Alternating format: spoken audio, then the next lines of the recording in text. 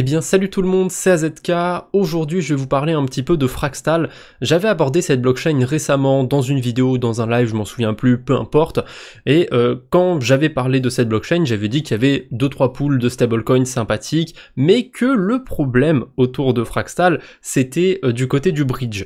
Typiquement, moi, l'idée que j'avais en tête, si je voulais bridger sur Fraxtal, c'était de passer par Jumper, et si j'ai des USDC sur Arbitrum, et ben voilà, j'essaye de les échanger contre des Frax sur Fraxtal. Il y a quasiment du 1 pour 1, si j'échange 2000 USDC, je reçois 1999 Frax sur la blockchain Fraxtal. En général, le stablecoin Frax, il vaut toujours un petit peu moins que l'USDC, donc c'est pas non plus une affaire de fou furieux. Je vais vous montrer pourquoi c'est pas une affaire de fou furieux, parce que si je reste sur Arbitrum, si j'échange des USDC contre des Frax, vous voyez qu'il y a une sorte de petit premium. Je gagne un peu plus de... Enfin, j'échange 2000 USDC contre un peu plus de 2000 Frax. Donc quand on bridge sur Fraxtal, on a quand même pas mal de frais. C'est assez impactant. Et bon, j'ai pas 20 000 $ sur le portefeuille, mais plus on va augmenter la somme, évidemment, et plus ça va être impactant. Sur 200 000 $, c'est encore pire. Ah bah, il y a même pas d'itinéraire. Ça a même pas l'air d'être faisable de bridger autant sur Fraxtal. En tout cas, c'est ce que je pensais. Les bridges qui sont utilisés, vous voyez, c'est Squid et c'est Symbiosis. Il y a pas longtemps, Fraxtal, Frax du coup plutôt avec tout leur écosystème, leur stablecoin staké, leur Ether staké, leur token de gouvernance, ils ont ajouté la compatibilité avec le standard de Layer 0 sur leur token, sauf qu'ils ont fait un truc un petit peu curieux sur certains écosystèmes, notamment sur Arbitrum, sur Base, sur Optimism. En fait, sur la plupart des blockchains où il y avait déjà le token Frax, eh ben ils ont lancé un nouveau stablecoin. On peut le voir ici par exemple sur Jumper, il y a le Frax et le FRX USD. Le souci, c'est que ce nouveau stablecoin, parce qu'ils se sont rebrandés, ils ont changé le nom de leur stablecoin et compagnie chez Frax, le souci c'est que sur Arbitrum, ils ont recréé un nouveau stablecoin, mais ils n'ont pas fait de campagne pour donner intérêt aux gens d'aller sur le stablecoin, d'en mettre dans des pools de liquidité, donc il y a aucune liquidité sur Arbitrum. C'est pas le cas de tous les écosystèmes, c'est pour ça que je fais ma vidéo. Il y a un moyen optimal de bridger des stablecoins ou de bridger de l'Ether sur la blockchain Fraxtal, mais il faut faire une route complètement stupide. Je vais vous donner un exemple abusé sur la fin. Le dernier exemple, vous allez voir, c'est complètement débile. C'est pour passer de ZK Sync à la blockchain Fraxtal, il faut faire des détours de fou furieux. Bref, commençons. Donc j'ai des USDC sur Base, je veux les envoyer sur Fraxtal. Et ben, qu'est-ce que je fais? J'ai le choix. Je peux soit passer par la blockchain Sonic, soit passer par la blockchain Sei. Pourquoi un de ces deux écosystèmes? C'est un petit peu curieux. Et ben, sur Sei et sur Sonic, Fraxtal, a priori, il n'y a qu'une seule version de leur stablecoin et ils ont incentivé un petit peu ces écosystèmes, donc il y a des liquidités. On peut échanger des USDC contre des FRX USD sans avoir un slippage, un écart dégueulasse. Donc si j'envoie 100 USDC déjà de Base à Sei, il y a assez peu de frais, ça peut passer par Relay.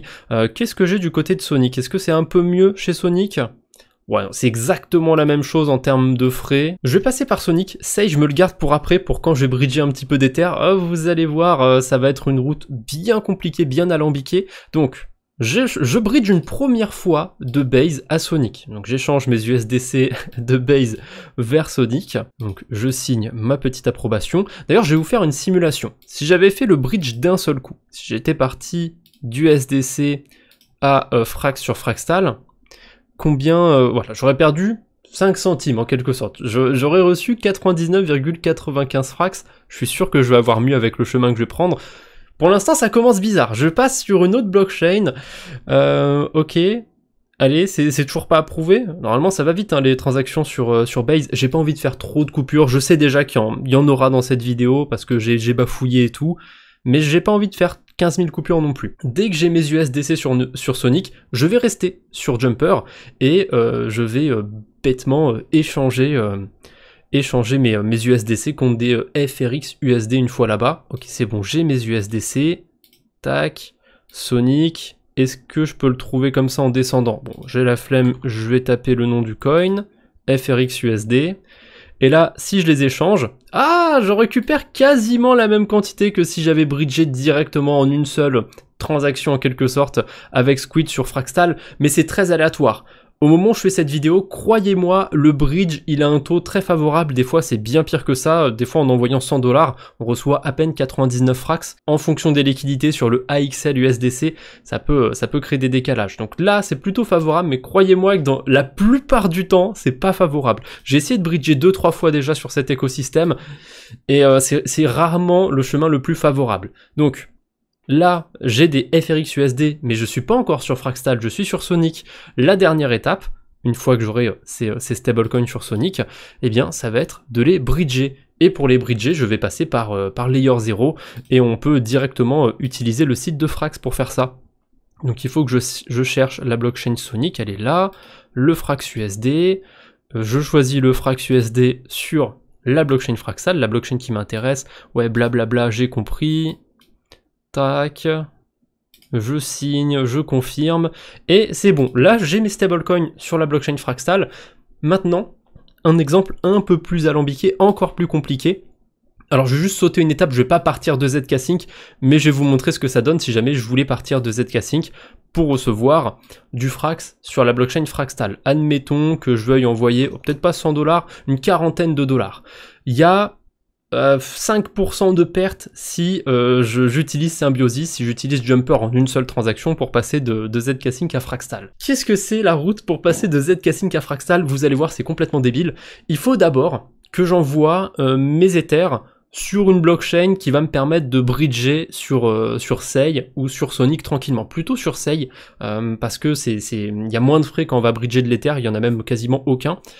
Donc je vais devoir trouver une première blockchain de transition. ZK Sync, ça permet pas de bridger directement sur Sei, en tout cas, je vais réessayer, mais si je dis pas de bêtises, normalement il y a des frais aussi, ça va passer par Symbiosis. Ah, qu'est-ce qu'il va me trouver comme route? Non, il peut passer par Relais, mais je peux avoir un peu mieux. Il me semble, si je passe entre deux par Base, et qu'ensuite je vais sur la blockchain Sei, il y a moins de frais. C'est complètement absurde, c'est complètement débile comme route, mais c'est la route avec le moins de frais. Bon, j'ai pas d'Ether sur ZK Sync, donc j'ai déjà de l'Ether sur Base, on va dire que voilà, j'ai bridgé de l'Ether sur ZK Sync, j'ai mâché une étape. Ensuite, j'envoie de l'Ether sur la blockchain Sei, donc je vais rester sur 0,02, hein. Je vais vraiment les envoyer, hein. Je vais vraiment farmer sur Fraxtal pour vous montrer jusqu'au bout, et là j'ai plusieurs types de bridge. Je vais utiliser Stargate évidemment, parce que Stargate ne prend quasiment aucun frais, il y a quand même des petits frais là sur la transaction. Je vais payer combien de centimes? Je vois même pas, ça arrondit, donc je dois pas payer grand chose, hein. Je dois payer 5 centimes de frais peut-être d'Ethereum pour pouvoir passer ma transaction plus rapidement, parce qu'en plus il y a deux bridges avec Stargate. Si on n'est pas pressé, on peut même payer un tout petit peu moins de frais. Bon, je suis pas à 2 centimes près, et tant qu'à faire, je suis pressé. Pour la vidéo, je suis plutôt pressé. Donc là, ça fait deux bridges, si on a bien compté, si on part depuis ZK Sync. On bridge une première fois sur Base, sur Arbitrum. Alors, avec 40 $ d'Ethereum, c'est pas si impactant, en vrai, on peut passer directement de ZK Sync à Sei, mais si on a un Ether à bridger, je vous ai pas fait la simulation, je peux vous la faire. Si on a un Ether à bridger, ça va être beaucoup plus impactant. Ouais, on perd 0,002 Ethereum, alors que si entre deux, je passe par Base, je pense que je perds quasiment rien en passant par là. Et ensuite, c'est du 1 pour 1 pour la blockchain Sei. Donc vous voyez qu'avec des plus grosses quantités d'Ether, c'est pas négligeable, c'est pas non plus un gain de fou, hein, c'est quelques dollars, mais c'est pas négligeable de faire une transaction en plus, de rajouter une étape. Donc j'espère que je vous perds pas, hein, comme ça en vous montrant un peu tous les chemins différents, mais c'est comme ça. C'est compliqué pour bridger sur Fraxtal, il faut en avoir envie, mais quand on sait comment faire, eh bien, on peut le faire sans trop de frais. Qu'est-ce que je fais? Qu'est-ce que je suis en train de faire? Non, je cherche pas Fraxtal, je cherchais le FRX ETH sur Sei. Maintenant que j'ai de l'Ether sur Sei, eh bien, il faut que je le convertisse en FRX ETH, donc l'Ether de Fraxtal. En plus, en général, on a toujours des petits avantages quand on va échanger vers les tokens de la galaxie Fraxtal. On a toujours un décalage à notre avantage, ou en tout cas très souvent, parce que les liquidités, je sais pas, c'est comme ça, ah merde, comme j'ai pas du tout de quoi payer les frais de transaction sur Sei, il veut pas me faire Jumper, c'est chiant, il veut pas me laisser faire ma transaction. Je vais utiliser Jellyverse pour échanger mes Ethers en Frax Ether, parce que je sais qu'il y a une pool de liquidité ici, et qu'elle est incentivée, donc normalement devrait y avoir des liquidités, et normalement je crois que ce protocole va pas m'embêter parce que j'ai pas de SEI dans mon portefeuille. Alors au cas où, hein, pour ceux qui se demandent, j'ai pas de SEI dans mon portefeuille, comment je payais les frais de transaction, peut-être que vous êtes passé à côté, j'en ai parlé dans plein de vidéos, mais sur Abi, on a la fonctionnalité gas account, et ça c'est bien pratique. Quand je veux juste utiliser une blockchain rapidement, ça me permet de payer les frais de transaction sans avoir de gas token dans mon portefeuille. Et mince, je viens de penser à un truc. En fait, non, ça tombe à l'eau mon plan. Je vais vous expliquer pourquoi ça tombe à l'eau. Certes, là j'ai mes FRX ETH, sur le papier il me reste plus qu'à bridger sur frax.com. Mais rappelez-vous, quand j'ai bridgé sur SEI, de Base à SEI, je vous ai dit que Stargate prenait un petit peu de frais. Un petit peu de frais en gas token. Et là j'ai pas de gas token sur SEI. Donc je pense que je vais me faire avoir. Je vais quand même tester. Est-ce que j'ai besoin de gas token dans mon portefeuille ou pas ? Je pense que oui, je vais bientôt le savoir. FRX ETH. Ah oui mince, il me faut 0,18 token SEI. Merde, j'ai l'air con maintenant. Bah c'est pas grave, vous en faites pas. J'ai pas tout prévu, mais j'improvise. Je vais changer un tout petit peu d'Ether pour avoir un tout petit peu de token SEI dans mon portefeuille. Est-ce que c'est suffisant? Ah oui, c'est largement suffisant. Voilà, c'est pas grave. J'en aurai un petit peu plus que prévu des tokens SEI. Avoir 20 centimes de tokens SEI dans son portefeuille, c'est nécessaire. C'est pas grand-chose. Ça rajoute une petite étape supplémentaire, mais pensez-y. Si vous avez un Ether à envoyer sur Fraxtal, hein, on sait jamais. Donc je vais utiliser encore mon gas account pour l'instant, parce que j'ai pas de token SEI. Et ça y est, maintenant, je vais récupérer des tokens SEI. Je pense à tout. Donc normalement, si je retourne sur Frax, que j'essaye d'échanger... Ok, ça passe. Comme j'ai un petit peu de SEI dans mon portefeuille, on est bon. Bon, voilà. C'est envoyé. Et ça y est, je vais recevoir. Faut que j'attende 5 minutes. C'est pas la route la plus rapide. Hein. C'est pas comme sur Jumper. Je peux pas choisir la route rapide. C'est forcément la route lente. Donc ça prend à peu près 5 minutes pour arriver sur la blockchain Fraxtal. Mais je pense que j'ai déjà mes stablecoins. Ouais, j'ai déjà reçu mes stablecoins sur Fraxtal. Donc c'est bon. J'ai une autre astuce si jamais vous voulez passer par la blockchain Sonic plutôt que par la blockchain SEI. Si vous voulez envoyer de l'Ether sur Sonic, utilisez plutôt Rhino Finance. Alors, je vais quand même vérifier en direct, mais au moment où j'avais besoin de bridger sur Sonic, il y avait un meilleur retour sur Rhino Finance. Voilà, il y a assez peu de frais, on est sur du 20 centimes plutôt 40-50 centimes de frais d'Ethereum. Et si je passe sur Jumper, ça donne quoi Donc si j'essaye d'échanger un Ether d'Arbitrum à Sonic sur Jumper, normalement, ouais, ça me donne un retour moins favorable. C'est même pas un peu moins, c'est vraiment moins favorable. Donc si vous voulez envoyer de l'Ether sur Sonic, vaut mieux passer par Rhino Finance. Voilà, vous aurez les liens de tous les protocoles de cette vidéo dans la description, ne vous en faites pas. D'ailleurs, s'il y a un truc à retenir de cette vidéo, c'est que Arbitrum et Base, c'est un petit peu les hubs de la DeFi. Quand vous avez un problème ou quand vous avez un bridge que vous trouvez pas terrible, si vous essayez de passer d'une blockchain à une autre et que vous voyez que vous avez pas mal de frais, essayez de faire une simulation sur Jumper ou sur un bridge, peu importe, et vous voyez si vous faites un premier bridge vers Arbitrum, puis votre deuxième bridge vers la blockchain qui vous intéresse, ou avec Base au milieu, il y a des chances que ça se passe mieux. En fait, on a des agrégateurs, mais les agrégateurs, ils sont pas assez complexes. Ils vont pas chercher à bridger 3-4 fois sur plusieurs écosystèmes. Donc parfois, c'est un peu con, mais quand on veut bridger sur Fraxtal, typiquement, eh ben on est obligé de trouver des routes un petit peu complexes, un petit peu chiantes. Du coup, vous êtes récompensés, ceux qui sont restés jusqu'au bout. Qu'est-ce qu'il y a d'intéressant à farmer sur Fraxtal? C'est pas des rendements de fou furieux. Ça va pas être du 50% d'intérêt sur des stablecoins, quoique... Je peux techniquement vous dire que oui, vu qu'il y a une partie qui est payée en points sur certaines pools de liquidité, les points, on peut pas leur donner de rendement, hein. On peut imaginer le rendement qu'on veut dessus. Ouais, non, je pense pas que les points auront une valeur significative, pour être honnête. Ah, il y a quand même une pool à 50% d'intérêt, mais celle-ci, elle m'intéresse pas avec un stablecoin autour du franc suisse, qui a très peu de liquidité, c'est pas terrible. Mais si on descend un petit peu, on a la pool avec le stablecoin Frax et le stablecoin, enfin c'est pas vraiment un stablecoin, le token de bon du trésor qui mature en 2025, donc il est relativement stable celui-là, parce qu'il mature cette année. On a un token de bon du trésor qui mature en 2029, je suis un peu moins fan, et celui qui mature en 2055, bon il est complètement hors concours, dans 30 ans il va se passer tellement de choses que un peu compliqué. Celui qui mature en 2026, sympa aussi, mais le rendement est moins bien. Donc typiquement ça c'est une pool de stablecoin sympathique. on est payé en token FracShare, donc le token de gouvernance, c'est potentiellement le token qui va être airdroppé.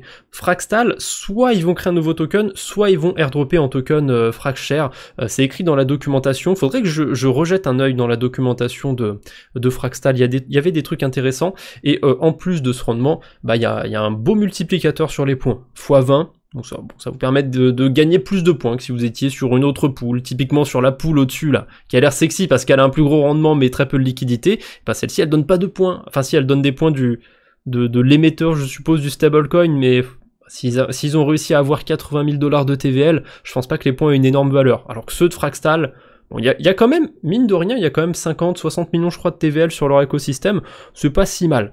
Petit bonus, parce qu'il y a certaines pools de liquidité qui donnent des intérêts en token CRV. Et si vous n'avez pas bloqué des tokens sur Curve, vous pouvez pas booster vos rendements. J'avais pas pensé à ça, mais on a Convex qui permet d'avoir des rendements boostés sans avoir besoin de locker des tokens Curve, hein, c'est eux qui le font à votre place en quelque sorte. Et voilà, on peut venir ici et avoir un boost d'intérêt. Alors ça va pas marcher pour toutes les pools de liquidité, hein, ça va être uniquement pour celles qui ont des intérêts en token CRV, donc celle que je vous ai montré, la Frax FXB 2025, celle-ci, vous pouvez juste rester sur Curve. Il n'y a pas nécessairement besoin d'aller sur Convex, mais si je veux m'exposer voilà, à la pool Frax USDT par exemple, je vais choisir cette pool. Tiens, je vais choisir cette pool pour la vidéo, je vais mettre la moitié ici. Donc je dépose 50 Frax USD, j'approuve, hop, petite signature. Ensuite, je vais déposer. Je pourrais déposer et staker directement, mais le but, ça va pas être de staker ici. Comme il y a des intérêts en token CRV et que je veux booster les intérêts, eh ben, je vais juste déposer dans la pool de liquidité. Ça va me donner des LP tokens. Et ces LP tokens, au lieu de les staker sur Curve, je vais les staker sur Convex, tout simplement. Alors, ça marche mieux en général quand on connecte son portefeuille, évidemment. Donc je suis connecté, ça m'a remis sur Ethereum, c'est un peu chiant, des fois vous vous mettez sur la bonne blockchain, vous connectez votre portefeuille, hop, ça vous rechange de blockchain. Donc oui, je sais, je dois me mettre sur Fractal, voilà, fais-le tout seul, Rabi. FRX USDT, elle est là la petite poule, 12% d'intérêt. Alors évidemment, il y a plein de choses à farmer en ce moment sur la DeFi, je vous dis pas qu'il faut absolument farmer Fractal, mais j'entends personne parler de cet écosystème. Il y a eu un petit peu de bruit avec la stratégie, voilà, pour farmer les points avec les tokens de bons du trésor qui maturent en 2055 parce qu'ils donnent un max de points. Mais moi j'ai toujours trouvé ça plus intéressant d'aller farmer du yield, et personne ne parle des stratégies sur Frax, donc voilà, j'avais envie d'en parler. Il y a quand même des pools de liquidité avec 20% d'intérêt. Celle avec le DUSD, je connais pas le protocole qu'il émet, j'ai pas testé, donc personnellement j'irai pas dessus, mais ça a le mérite d'exister, hein, et les rendements sont sympas, mais ouais, je sais pas, c'est pas trop pour moi. Et voilà, j'ai déposé la moitié de mes stablecoins du coup sur Convex, je vais déposer l'autre moitié sur Curve, donc je vais retourner dans les pools de liquidité, parce qu'elle m'intéressait bien, la pool... celle-ci là, Frax FXB 2025, franchement elle est sympathique.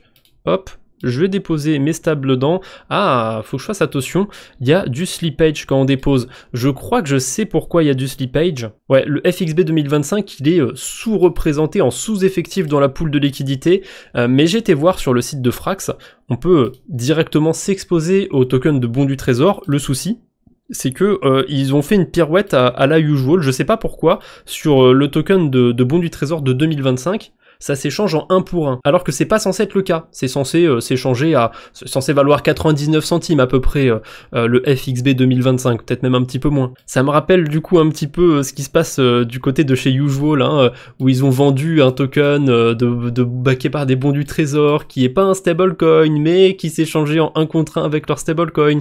Il y avait quelque chose. D'ailleurs, je vais plutôt déposer et staker en même temps, donc je vais plutôt approuver ici, c'est pas grave. J'avais fait une bêtise de base, j'avais approuvé ici mes FRX USD, mais ça c'est pour déposer, et ensuite j'aurais dû approuver les LP tokens, les redéposer, c'est un peu chiant, alors que là je peux déposer et staker tout d'un coup. Ouais, je sais qu'il y a un petit peu de slippage, il y a un rendement qui est pas hyper mauvais, avec le slippage forcément ça rend le rendement un peu moins intéressant, mais le slippage en fait on s'en fout un peu, parce que si on reste jusqu'au 31 décembre 2025, le FXB il vaudra à nouveau $1, puisque c'est comme ça que ça fonctionne, un token de bond, hein. Jusqu'à la date de sa maturation, son prix va se rapprocher de son collatéral, et son collatéral du coup c'est des dollars. Donc le 31 décembre 2025, ce FXB, ce token va valoir 1 dollar. Donc le slippage, si je reste en tout cas jusqu'au 31 décembre ou assez proche de la date de maturation, il ne devrait pas y avoir trop de soucis. Évidemment, si on écarte les hacks, les potentiels d'EPEC, ce genre de choses. Je dis pas qu'il y a aucune chance que ça arrive, mais par rapport au slippage, on s'en fout s'il n'y a pas de soucis et si je sors relativement tard. C'est le wallet des gènes, ça me dérange pas de laisser 50 $ dessus jusqu'à la fin de l'année. Ça pourrait faire un sujet de vidéo, tiens, j'ai bloqué des liquidités pendant 8 mois sur un protocole, qu'est-ce qui s'est passé, on verra bien. Je vais vite fait sur frax.com pour regarder les tokens de bond, pour voir si j'ai pas dit de bêtises. Alors, je viens de vérifier les bonds du côté de Frax Finance parce que j'avais quand même un doute. Je me rappelle qu'à l'époque, ça s'échangeait pas en 1 pour 1 sur l'interface, on pouvait aller minter des tokens de bond, et le FXB 2055, il coûtait autour de 24 centimes. J'avais fait des vidéos à l'époque, je sais que j'ai des rushs de vidéos qui peuvent prouver ce que je dis, et là, si je veux aller minter 100 tokens de bond qui vont maturer en 2025, il me faut 100 tokens Frax, donc on les mint en 1 pour 1, et c'était pas le cas avant. Je trouve ça très curieux, c'est très bizarre que ça ait changé, donc je reviens un petit peu sur ce que j'ai dit par rapport au pool avec les tokens de bond. Bon, celui de 2025, ça va parce que ça mature sur cette année, mais celui de 2026, 2029, 2055, méfiez-vous fortement de cela. Après, pour les pools avec des stablecoins, bon bah là on n'a pas ce problème, vu que c'est pas des tokens de bond du trésor. Bref, maintenant vous en savez un petit peu plus sur Fraxtal. Je pense que vous attendiez pas à en savoir plus sur cette blockchain en vous levant ce matin, mais c'est comme ça. Parfois, on prédit pas ce qui va se passer dans la journée, c'est assez beau d'un côté. Allez, je vous quitte sur ces bonnes paroles. Pour ceux qui regarderaient la vidéo à sa sortie, normalement elle sort juste avant mon live Twitch, parce que tous les mardis soirs je fais un live sur Twitch. N'hésitez pas à venir me rejoindre, vous avez le lien dans la description. Si vous pouvez pas venir ou si vous avez pas envie de venir, vous en faites pas, il y aura les rediffusions. Allez, je ne vous embête pas plus pour aujourd'hui, on se retrouve bientôt j'espère en live ou en vidéo. D'ici là, portez-vous bien, salut tout le monde.